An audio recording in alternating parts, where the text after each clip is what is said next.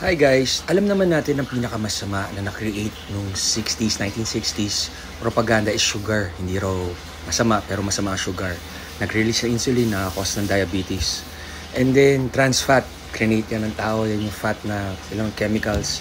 And then nandiyan na rin yung white cornstarch flour. As in, wala siyang nutrients, calorie siya kasi carb siya. Diretso na siya, magiging fatty liver ka. So yun yung mga iwasan natin, yung mga man-made. Hindi siya nature-made, hindi siya natural. Hindi ako mag-argue sa inyo kung ano yung mas masasama, like alcohol, smoking, sugar, trans fat, white cornstarch flour, yung pampaalsa sa mga fast food, lahat yan masama.